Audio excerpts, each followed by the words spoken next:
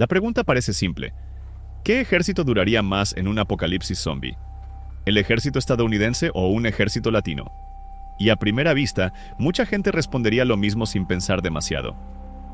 Estados Unidos, porque tiene más tanques, más aviones, más bases, más drones, más presupuesto, más tecnología, más satélites, más logística, más armas, más entrenamiento especializado y más capacidad de proyección global que casi cualquier otro país del planeta.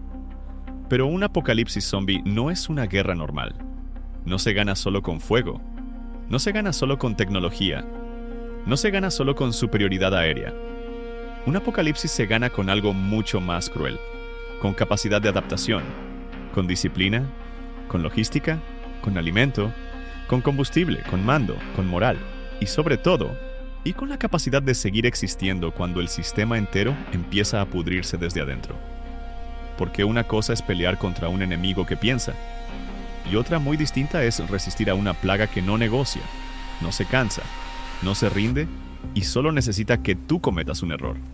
Entonces, la verdadera pregunta no es cuál ejército destruiría más zombies el primer día. La verdadera pregunta es, ¿cuál ejército aguantaría más tiempo cuando el mundo deja de funcionar? Hoy vamos a analizar eso. No solo al ejército de Estados Unidos, también a varios ejércitos latinoamericanos. México, Colombia, Brasil, Chile, Argentina, Perú y algunos más. Porque muchas veces cuando se habla de poder militar, la gente solo mira el tamaño del arsenal. Pero en un colapso total, lo que importa no es quién se ve más fuerte.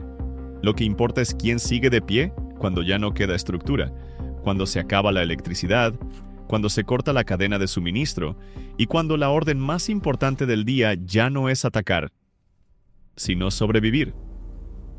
Primero pongamos las reglas del escenario. Estamos en un apocalipsis zombie global. El brote comienza en un país grande y se expande rápidamente. Los gobiernos tardan en reaccionar.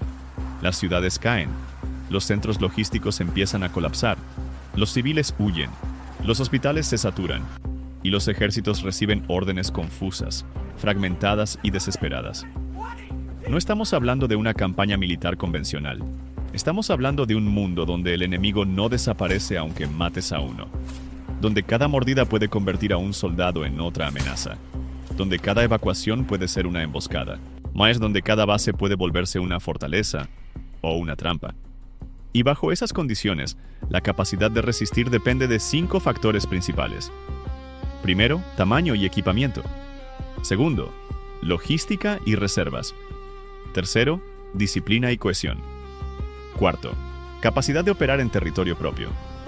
Quinto, adaptación al colapso. Con eso en mente, empecemos por el gigante, el ejército de Estados Unidos. Si hablamos de potencia militar pura, no hay discusión. Estados Unidos tiene una estructura enorme, con una cadena de mando compleja, tecnología avanzada, enorme capacidad de transporte, aviación táctica y estratégica, blindados modernos, inteligencia satelital, comunicaciones robustas y una red global de apoyo que ningún ejército latinoamericano puede igualar en escala. En las primeras horas del apocalipsis, el ejército estadounidense sería probablemente el que mejor reaccionaría.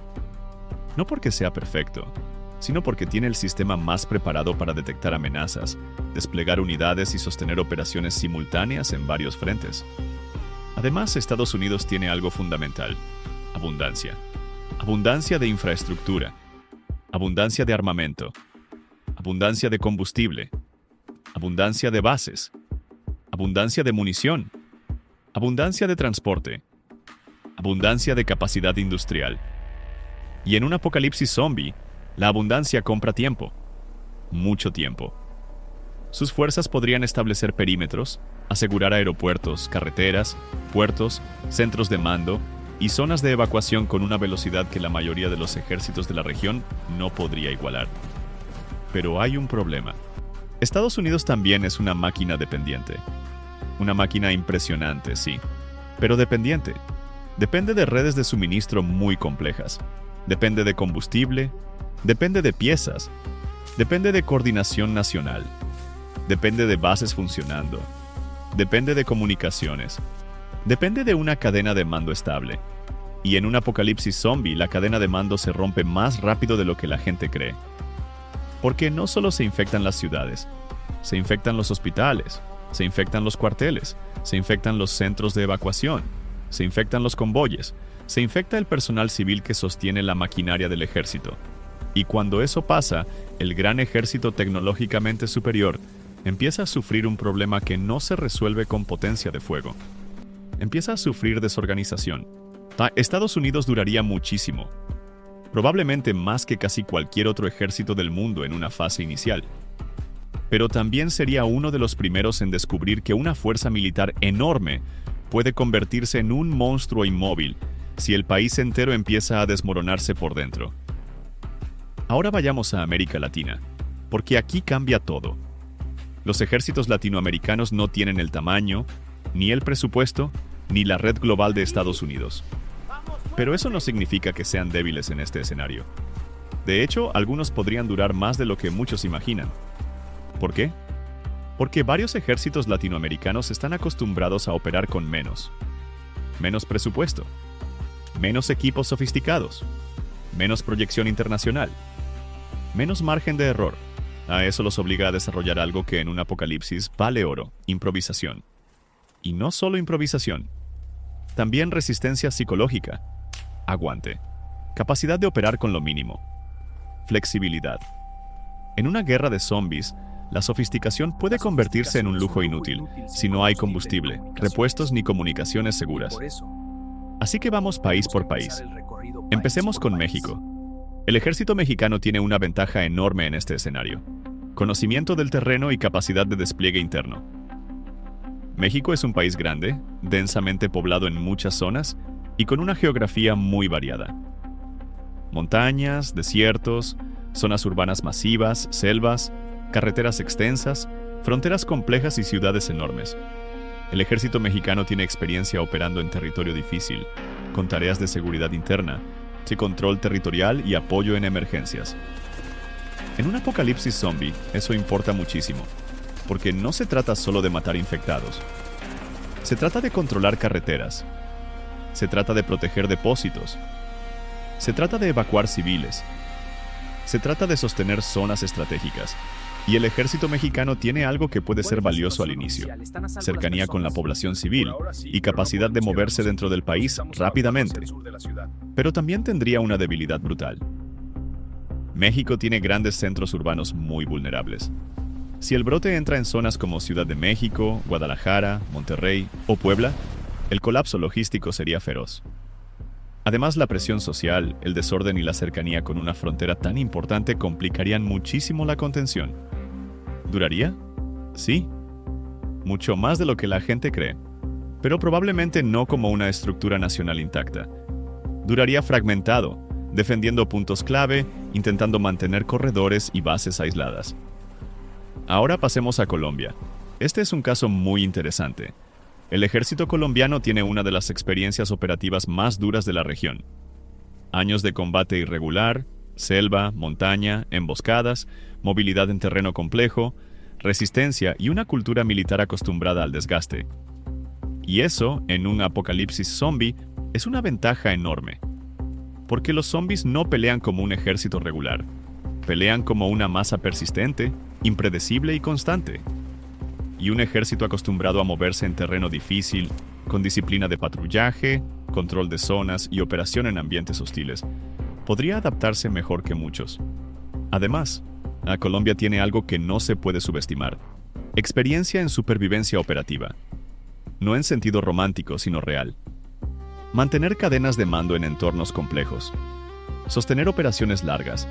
Moverse en climas duros. Trabajar con lo justo. Si el país no colapsara por completo de inmediato, el ejército colombiano podría convertirse en una fuerza muy resistente, muy tenaz y muy difícil de derrumbar. No sería el más tecnológico, no sería el más grande, pero sería uno de los más duros. Ahora Brasil. Brasil tiene volumen. Y en un apocalipsis, el volumen también importa.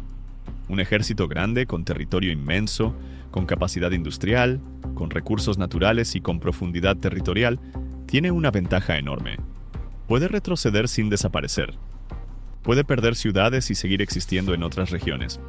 Puede replegarse, reorganizarse y sostener enclaves. Brasil además tiene selva, distancia, aislamiento y una geografía que dificulta el avance total de una amenaza uniforme. En términos de supervivencia prolongada, eso es oro, porque no todos los países tienen espacio para retirarse. Brasil sí. Su ejército tendría la capacidad de crear bastiones, controlar nodos estratégicos y sostener áreas aisladas durante mucho tiempo. Pero también tiene un desafío: la escala. Un país tan enorme es muy difícil de defender de forma centralizada. En un brote global, Brasil no perdería de golpe, perdería por segmentos, y eso lo hace peligroso porque resistiría mucho, pero de manera desigual. Ahora Chile. Chile es un caso distinto. No tiene el tamaño de Brasil, no tiene el volumen de México, no tiene la escala de Estados Unidos. Pero sí tiene algo que en este escenario vale muchísimo: estructura, orden y geografía defensiva. Chile es largo, estrecho y naturalmente segmentado por su geografía. Eso facilita la defensa de corredores, facilita el control de rutas, facilita el aislamiento de zonas. Además, sus fuerzas armadas tienen reputación de organización y disciplina. Y en un apocalipsis zombie, una estructura ordenada puede durar más que una estructura caótica con más recursos. Chile podría convertirse en una fortaleza territorial muy difícil de penetrar si logra reaccionar rápido. Su gran problema sería la concentración urbana en ciertas zonas y la dependencia de redes de abastecimiento. Pero si hablamos de duración como estado militarizado, Chile podría ser de los que mejor resistan en el mediano plazo. Ahora Argentina. Argentina tiene un problema clásico en este tipo de escenarios: enorme territorio, población muy concentrada en ciertas áreas y enormes distancias para sostener logística. Eso puede jugar a favor y en contra. A favor, porque hay espacio. En contra, porque sostener tropas, combustible, rutas y comunicación en un colapso es un infierno. El ejército argentino no es pequeño, pero tampoco está diseñado para una guerra de este tipo, con el nivel de recursos de un país como Estados Unidos. Aún así, podría resistir bastante en regiones alejadas, especialmente si logra usar la profundidad territorial y el aislamiento. No sería el más fuerte al inicio, pero tampoco sería de los primeros en desaparecer. Ahora Perú. Perú tiene un terreno brutal para un apocalipsis: costa, sierra y selva. 3 mundos diferentes. Eso complica la propagación uniforme, pero también complica el control militar. Un ejército que pueda adaptarse a zonas tan distintas podría sostener focos de resistencia muy interesantes. En particular, el terreno andino ofrece ventajas defensivas enormes: puertos, pasos, alturas, valles. No es un lugar fácil para una horda masiva, pero la logística sería durísima, y sin logística ningún ejército aguanta para siempre. Entonces, ya tenemos una idea parcial. Estados Unidos dominaría al inicio. Varios ejércitos latinoamericanos podrían durar muy bien en resistencia local. Pero la pregunta sigue siendo la misma: ¿quién dura más? Y aquí tenemos que separar 2 cosas: durar más como ejército formal y durar más como fuerza efectiva de supervivencia. Porque no siempre son lo mismo. Un ejército puede conservar su nombre, muestra sus rangos y sus símbolos durante mucho tiempo, y aún así haber perdido la guerra real. Otro puede perder estructura central, pero sobrevivir como núcleos dispersos mucho más tiempo. Si hablamos de duración de aparato militar formal, Estados Unidos tiene ventaja, porque tiene más capacidad para mantener mando, recursos, evacuaciones, reservas y capacidad industrial durante el caos inicial. Pero si hablamos de resistencia adaptativa en territorio propio, algunos ejércitos latinoamericanos podrían durar sorprendentemente más en términos de supervivencia real. Especialmente Colombia, Chile y Brasil, cada uno por razones distintas. Colombia por dureza operativa, Chile por geografía y orden, Brasil por escala y profundidad territorial, México por capacidad de despliegue y peso interno. Pero si nos obligas a escoger un solo ganador general, uno que combine tamaño, tecnología, logística y capacidad de sostenerse como fuerza armada formal durante más tiempo, entonces, la respuesta sigue siendo Estados Unidos. No porque sea invulnerable, sino porque parte desde una ventaja casi injusta. Más recursos, más industria, más reservas, más capacidad de reacción, más infraestructura, más poder aéreo, más proyección, más experiencia en guerra a gran escala. aunque incluso Estados Unidos en un apocalipsis zombie total terminaría pagando un precio inmenso. Porque la verdadera amenaza no es la horda. La verdadera amenaza es el colapso simultáneo de todo lo que mantiene unido a un ejército moderno. Si se cae el combustible, se caen los vehículos. Si se cae la comunicación, se pierde el mando.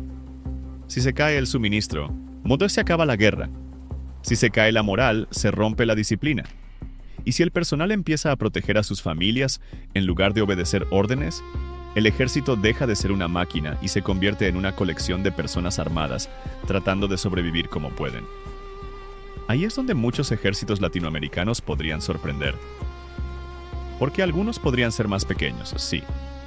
Pero también podrían ser más compactos, más flexibles y más rápidos en adaptarse a una nueva realidad, sin depender tanto de una estructura global enorme. Eso los haría más resistentes en ciertos territorios. No necesariamente más poderosos, pero sí más difíciles de matar por completo. Así que la conclusión real no es una sola línea. La conclusión real es esta. En el corto plazo, el ejército estadounidense duraría más y mejor. En el mediano plazo, varios ejércitos latinoamericanos podrían resistir de forma sorprendente, e incluso superar en supervivencia local a fuerzas más grandes pero más dependientes. Y en el largo plazo, el ejército que más duraría no sería necesariamente el más fuerte. Sería el que mejor entienda tres cosas: que el hambre destruye más que los dientes, que la logística vale más que la propaganda, y que en el fin del mundo no gana el que más dispara. Gana el que todavía puede alimentar a su gente, mantener el orden y seguir mandando cuando todo lo demás ya cayó. Porque al final, un apocalipsis zombie no premia la bandera más grande, premia la estructura más resistente. Y en esa batalla, la victoria no siempre se mide en territorio. Se mide en cuántos siguen vivos cuando ya nadie más tiene un país que defender.